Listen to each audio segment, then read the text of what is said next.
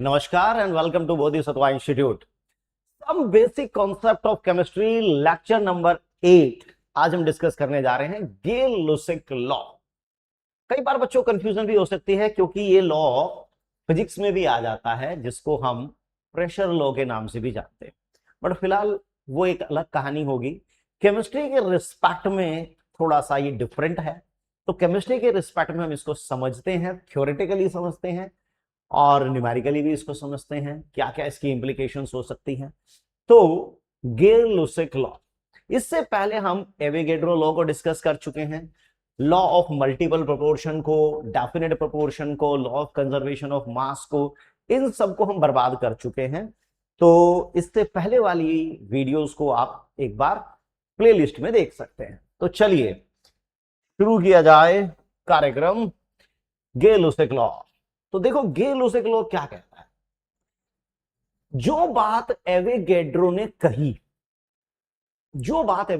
कही, उसी को इसने कॉपी पेस्ट मार दिया एक केमिकल रिएक्शन में और अपने नाम से चेप दिया। देखो क्या कहता है गेल-लुसिक लॉ ऑफ गैसेस वॉल्यूम। देखिए एक एग्जांपल के साथ बात करेंगे हम। H2Cl2 and 2HCl। देखिए किसी भी गैस की वॉल्यूम तीन बातों पर डिपेंड करती है, temperature, pressure and number of particle. Temperature पर डिपेंड करती है, प्रेशर पर डिपेंड करती है और नंबर ऑफ पार्टिकल पर डिपेंड करती है, जिसको बाद में हम मोल का नाम भी दे देंगे। ठीक है, टेम्परेचर, प्रेशर और नंबर ऑफ पार्टिकल। अगर हम इनमें से इन दो को फिक्स्ड कर दें, इन दो को अगर हम कांस्टेंट कर दें, तो वॉल्यूम केवल मॉलिक्यूल पर डिपेंड करती है। ऐसा किसने कहा? एवोगैड्रो ने कहा था कि volume is proportional to molecule of gases if temperature pressure are maintain constant. तो V1 upon V2 is equal to N1 upon N2। चलो ये तो हो गई एवोगैड्रो लॉ। लेकिन जब हम उसी एवोगैड्रो लॉ को एक केमिकल इक्वेशन में अप्लाई करते हैं तो वो गेल-लुसिक लॉ बन जाती है। कैसे? देखिए हाइड्रोजन, क्लोरीन और HCl तीनों गैसेस का मान के चलिएगा टेम्परेचर प्रेशर कांस्टेंट है। इन तीनों गैसेस को हमने सेम टेम्परेचर पर मेंटेन किया है, सेम प्रेशर पर मेंटेन कर लिया है। अब volume proportional to molecule, molecule कहता है कि इसका एक मॉलिक्यूल इसके एक मॉलिक्यूल से रिएक्ट करके दो मॉलिक्यूल दे रहा है, इसका एक मॉलिक्यूल इसके एक मॉलिक्यूल से रिएक्ट करके दो मॉलिक्यूल दे रहा है। चलो मैं पहले बात मॉलिक्यूल की ही कर लेता हूं कि one molecule of H2 reacting with one molecule of chlorine to form two molecule of HCl। अब मॉलिक्यूल के प्रोपोर्शनल होती है वॉल्यूम। अगर इनके मॉलिक्यूल बराबर हैं तो डेफिनेटली इनकी वॉल्यूम बराबर होगी। मॉलिक्यूल डबल है तो वॉल्यूम डबल होगी, क्योंकि इन तीनों गैसेस को सेम टेम्परेचर प्रेशर पर मेंटेन कर दिया तो वॉल्यूम केवल मॉलिक्यूल पर डिपेंड करेगी। मॉलिक्यूल इक्वल है तो वॉल्यूम इक्वल, मॉलिक्यूल डबल तो वॉल्यूम डबल। मैं अगर इसको V से डिवाइड कर दूं तो कहीं ना कहीं 1 लीटर हाइड्रोजन 1 लीटर क्लोरीन से रिएक्ट करेगा तो 2 लीटर HCl बन जाएगा। कोई दिक्कत नहीं है, बिल्कुल साफ समझ में आ रहा है कि 1 लीटर यानी जो कोफिशिएंट है ना, जिसको हम मॉलिक्यूल मॉलिक्यूल करते रहते थे, अब उस कोफिशिएंट को हम वॉल्यूम की टर्म्स में पढ़ रहे हैं। यही है गेल-लुसिक लॉ। अब तक जब तक हम लोअर क्लासेस में होते हैं, हम क्या कहते हैं कि one molecule of H2 combined with one molecule of chlorine to form two molecule of HCl। ठीक है, बात एकदम क्लियर है। लेकिन अब हम बड़े हो गए हैं, हम 11th क्लास में आ गए हैं, तो हमारा नजरिया भी बदल जाएगा कि 1 लीटर ऑफ हाइड्रोजन, अब मैं वॉल्यूम की टर्म्स में बात कर रहा हूं कि 1 litre of hydrogen combined with 1 liter of chlorine to form 2 liter of HCl provided all the gases are maintained at the same temperature pressure। सबका टेम्परेचर प्रेशर सेम होना चाहिए। ये नहीं कि इसका कुछ इसका कुछ इसका कुछ, फिर तो नाश हो जाएगा, सत्यानाश हो जाएगा। कि 1 litre of hydrogen combined with 1 litre of chlorine to form 2 litre of HCl। ठीक है, जरूरी नहीं है कि मैं 1 लीटर में बात करूं, unit must be same through out. तो ये 1 ml भी हो सकता था, ये 1 ml, ये 2 ml हो जाता, या ये 1 सेंटीमीटर क्यूब, ये 1 सेंटीमीटर क्यूब, तो ये 2 सेंटीमीटर क्यूब हो जाता। Unit must be same through out the reaction, एक जैसी यूनिट होनी चाहिए। ऐसा ना हो कि 1 लीटर ये, 1 ml ये और 2 सेंटीमीटर क्यूब आप ये कहें, तो फिर वही बकवास हो जाएगी बात। तो गेल-लुसिक ने कहा कि भाई गैसेस जब आपस में रिएक्ट करेंगी, गैसेस जब आपस में रिएक्ट करेंगी या बनेंगी, गैसेस डू रिएक्ट और form during a chemical reaction gases do react और form, they always do so, they always combine in a simple ratio of their volume, in a simple ratio of their volume, provided all the gases are maintained at the same temperature and pressure. यानी molecule को हटाकर अगर हम volume लगाते हैं तो कोई दिक्कत नहीं है कि एक मॉलिक्यूल से रेड करके दो मॉलिक्यूल बना रहा है, ठीक है, तो एक लीटर से रेड करके 2 लीटर बनाएगा, प्रोवाइडेड सभी गैसेस का टेम्परेचर प्रेशर एक जैसा होना चाहिए. This is called Gay Lussac law. This is called Gay Lussac law. एक फिजिक्स में भी होती है, उसे प्रेशर लॉ कहते हैं, वो कभी और डिस्कस मौका मिलेगा तो देखेंगे. चलो ये बात तो क्लियर हो गई. अच्छा, अगर मैं अब इस बात को H2O2 और H2O के रिस्पेक्ट में लगाता हूं, ठीक है, चलिए इसको भी मैं अगर वेपर ले लूं, गैसेस फॉर्म में ले लूं, वेपर फॉर्म में ले लूं, गैसेस फॉर्म में ले लूं, और इन तीनों को मैं सेम टेम्परेचर प्रेशर पर मेंटेन कर दूं. सेम टेम्परेचर प्रेशर, ये सबसे इंपॉर्टेंट पॉइंट है. अगर इनका टेम्परेचर प्रेशर अलग कर दिया फिर ये लॉ एप्लीकेबल नहीं होगी, और अगर ये लिक्विड में है तो इसके लिए भी एप्लीकेबल नहीं होगी. This law is valid only for the gases substance. अगर यही दो गैस में है तो मैं इन्हीं के लिए अप्लाई कर पाऊंगा, ये लिक्विड में होता तो मैं नहीं कर पाता, इसलिए मैंने इसको गैसेस या वेपर फॉर्म में ले लिया है. चलिए, अब मॉलिक्यूल की टर्म्स में अगर मैं बात को स्टार्ट करता हूं, मॉलिक्यूल की टर्म्स में मैं बात को स्टार्ट करता हूं, तो इसके दो मॉलिक्यूल, इसका एक मॉलिक्यूल से रिएक्ट करके इसका दो मॉलिक्यूल बना रहे हैं, ठीक है. इस इन दोनों के मॉलिक्यूल एक दूसरे से डबल हैं, तो वॉल्यूम भी डबल होगी, क्योंकि कॉन्सेप्ट कहता है वॉल्यूम तो मॉलिक्यूल पर डिपेंड करती है. अगर टेम्परेचर प्रेशर कांस्टेंट है तो वॉल्यूम मॉलिक्यूल पर डिपेंड करेगी. यहां पर H2 के जो मॉलिक्यूल है वो O2 से डबल है, तो इसकी जो वॉल्यूम होगी इसकी वॉल्यूम डबल हो जाएगी. इसके जो मॉलिक्यूल है इसके डबल हैं, तो ये वॉल्यूम जो होगी उससे डबल ये हो जाएगी. मैं V से डिवाइड कर दूंगा तो 2:1:2. तो जो रेशियो 2:1:2 का इक्वेशन में है वही रेशियो तो वॉल्यूम का भी आ गया ना, वही रेशियो वॉल्यूम का आ गया कि भाई अगर टेम्परेचर प्रेशर सेम है तो गैसेस आपस में जब जुड़ेंगी, जब गैसेस आपस में रिएक्ट करेंगी या इवन प्रोडक्ट भी अगर वो बनाती हैं तो वो एक रेशियो में कंबाइंड करती हैं, वो रेशियो में कंबाइंड करती है. यानी कि जितनी मर्जी वॉल्यूम को मिला लो कि ये 10 लीटर हो गया, ये 10 लीटर हो गया तो ये 20 लीटर बन जाएगा ना, ऐसा नहीं होता, ऐसा नहीं होता. There is no concept of law of conservation of volume of gas, क्योंकि गैस की कोई वॉल्यूम अपनी नहीं होती, हालात पर डिपेंड करती है. टेम्परेचर और प्रेशर पर डिपेंड करती है गैस की वॉल्यूम. टेम्परेचर, प्रेशर और मॉलिक्यूल दो को फिक्स कर दिया तो अब एक फैक्टर पर डिपेंड करेगी. लेकिन जैसे ही मैं इसमें एक और इक्वेशन लेता हूं तो बच्चे मैंने देखा है अक्सर यहां कंफ्यूज हो जाते हैं, अक्सर यहां पर कंफ्यूज होते हैं. कैसे? देखो, अगर हम फिर से मॉलिक्यूल से स्टार्ट करें कहानी को, तो एक मॉलिक्यूल 3 मॉलिक्यूल से रिएक्ट करके 2 मॉलिक्यूल बना रहा है. ये बात हर बच्चा समझ जाता है कि ठीक है यार, एक मॉलिक्यूल 3 मॉलिक्यूल से रिएक्ट करके 2 मॉलिक्यूल बना रहा है. नाइट्रोजन, हाइड्रोजन, अमोनिया तीनों को सेम टेम्परेचर प्रेशर पर मेंटेन भी कर दिया गया. तो एवोगैड्रो कहती है कि वॉल्यूम अब मॉलिक्यूल पर डिपेंड करेगी. अब मॉलिक्यूल ट्रिपल हो गए, मॉलिक्यूल ट्रिपल हो गए तो वॉल्यूम भी क्या हो जाएगी? ट्रिपल हो जाएगी. मॉलिक्यूल डबल हुआ तो वॉल्यूम भी डबल हो गया ना. V से डिवाइड करूंगा तो 1 लीटर 3 लीटर से कंबाइन करके 2 लीटर बनाएगा, या 1 ml 3 ml से लेकर करके 2 ml बनाएगा. ठीक, तो रेशियो क्या है वॉल्यूम का? 1:3:2, 1:3:2. यानी गैसेस जब आपस में रिएक्ट करेंगी या बनेंगी तो वो एक रेशियो में ही करेंगी. जैसे केमिकल रिएक्शन हमेशा एक रेशियो में होता है, मॉलिक्यूल का रेशियो कह लो या मोल का रेशियो कह लो, इसी तरह गैसेस भी जब आपस में कंबाइन या बनाती हैं, प्रोडक्ट बनाती हैं, तो वो एक रेशियो में ही कंबाइन करती हैं. इसका मतलब ऐसा नहीं कि ये 10 लीटर लिया, ये 10 लीटर लिया तो 20 लीटर बन जाएगा, ऐसा नहीं.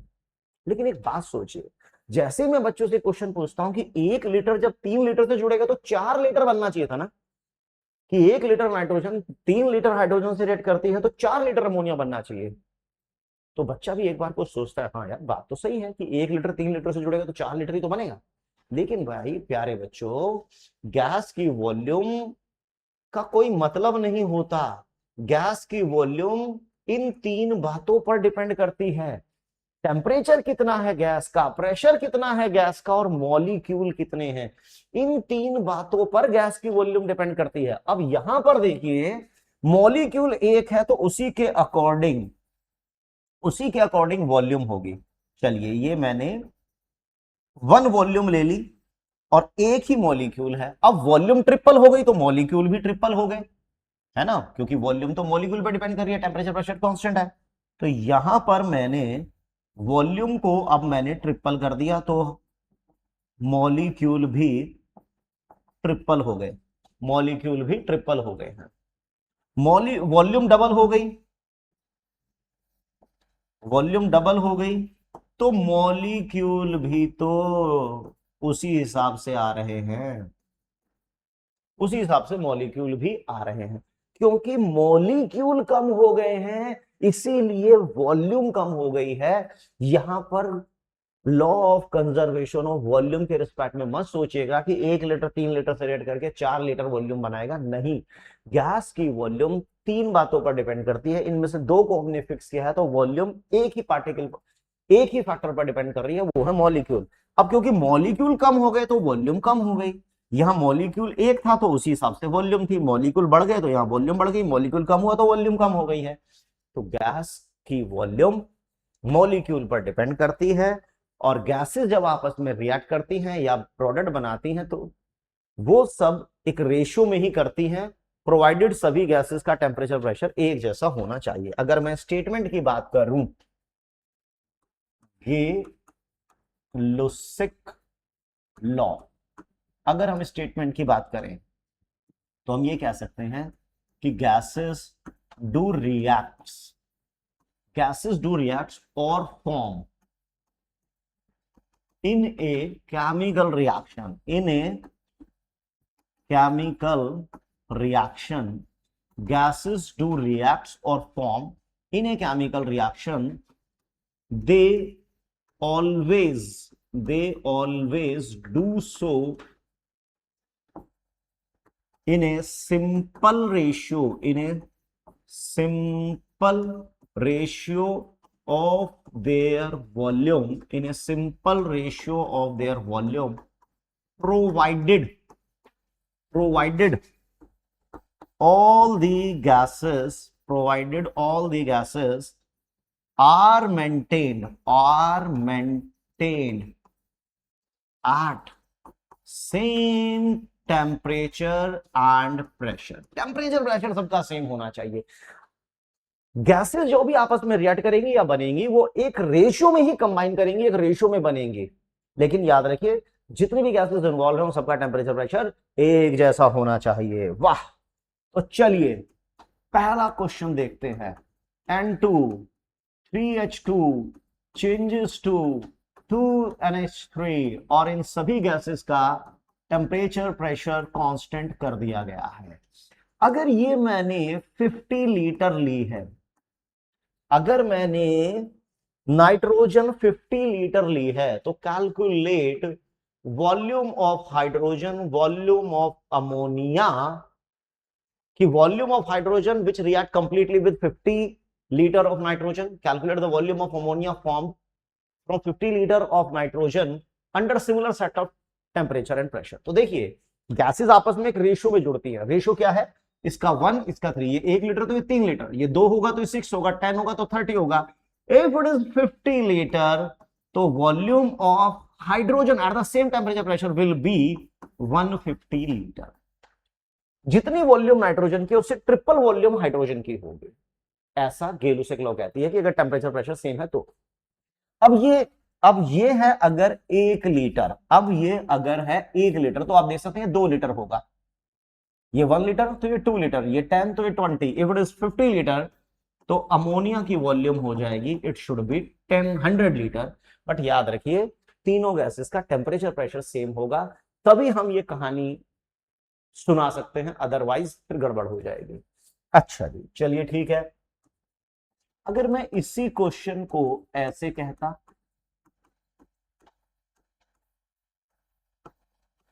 कि इन तीनों गैसेस का टेम्परेचर प्रेशर कांस्टेंट है, ये मैंने ली 20 लीटर, ठीक है, and this is 90 litre, this is 90 litre.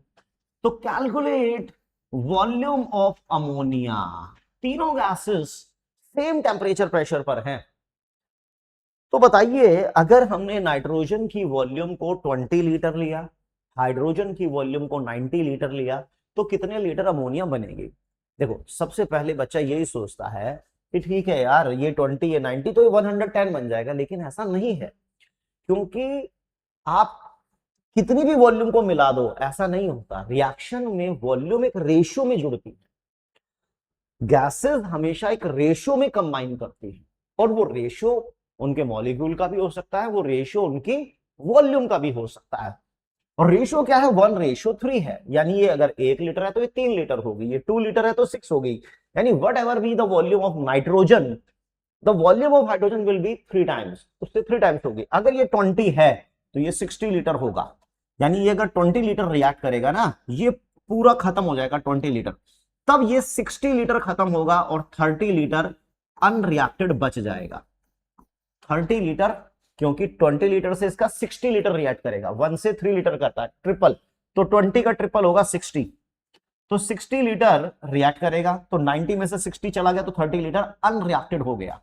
जो रिएक्शन में पहले खत्म हो जाता है हम उसे लिमिटिंग रिएजेंट कहते हैं, जो बच जाता है हम उसे एक्सेसिव। तो नाइट्रोजन हमारा लिमिटिंग है। देखो, ऐसा समझ लीजिए कि हाइड्रोजन और ऑक्सीजन मिलके आपस में वाटर बना रही है। हाइड्रोजन आ रही है, ऑक्सीजन आ रही है, वाटर बने जा रहा है। लेकिन हाइड्रोजन अगर खत्म हो गई तो क्या अकेला ऑक्सीजन पानी बनाएगा? नहीं बना पाएगा, रिएक्शन स्टॉप हो गया। जैसे ही एक कंपोनेंट खत्म हो जाता है, प्रोडक्ट जितना बनना था बन गया, रिएक्शन स्टॉप हो गया। अरे, दो योद्धा लड़ रहे हैं, जो वीर गति को प्राप्त हो गया, युद्ध खत्म। ठीक है ना? जब एक राजा मर ही गया तो अब युद्ध खत्म हो गया। तो जितना प्रोडक्ट बनना था बन गया। कितना प्रोडक्ट बनेगा ये हमेशा लिमिटिंग रीजन डिसाइड करेगा। लिमिटिंग वो है जो बेचारा लिमिट में है, जो जल्दी खत्म हो जाता है। तो ये 1 लीटर है तो ये 2 लीटर हुआ, ये 1 लीटर तो ये 2 लीटर। कंपोनेंट को देखो ना, रेशियो 1 है तो ये 2 है, ये 1 लीटर तो ये 2 लीटर, ये 2 होगा तो ये 4 होगा। ये 20 लीटर पूरा खत्म हो गया, तो ये कितने लीटर बन जाएगा? 40 लीटर बन जाएगा। इसका एक सिंपल जुगाड़ बताता हूं। वॉल्यूम को कोफिशिएंट से डिवाइड करो, 20/1 20 आएगा, 90/3 30 आएगा। 20/1 20 आएगा, 90/3 30 आएगा। जो कम आएगा वही लिमिटिंग, जो कम आएगा वही लिमिटिंग। चलिए इस पे क्वेश्चन देखते हैं आगे। तुमसे बढ़कर दुनिया में न देखा कोई और जुबां पर, आज दिल की बात आ गई। देखिए, इन तीनों गैसेस को सेम टेम्परेचर और प्रेशर पर मेंटेन कर दिया। Sulphur dioxide, oxygen and sulphur trioxide, all these gases are maintained at the same temperature pressure. तो टेम्परेचर प्रेशर कांस्टेंट है तो वॉल्यूम किस पर डिपेंड करेगी? मॉलिक्यूल पर डिपेंड करेगी। इसे हम बोलते हैं एवोगैड्रो लॉ, राइट। अब रिएक्शन एक रेशियो में हो रहा है। ऐसा गेल-लुसाक लॉ कहता है कि गैसेस जब भी आपस में रिएक्ट करती हैं या इवन प्रोडक्ट की भी फॉर्मेशन होती है तो वो एक रेशियो में होती है। अगर मान लीजिए ये मैंने ले लिया 100 लीटर, ये मैंने ले लिया 60 लीटर, ठीक है, तो बताइए दोनों में से कौन लिमिटिंग रिएजेंट है, कौन एक्सेसिव रिएजेंट है, और कितनी वॉल्यूम सल्फर ट्राइऑक्साइड की बनेगी और कितनी वॉल्यूम एक्सेसिव रिएजेंट की अनरिएक्टेड होगी।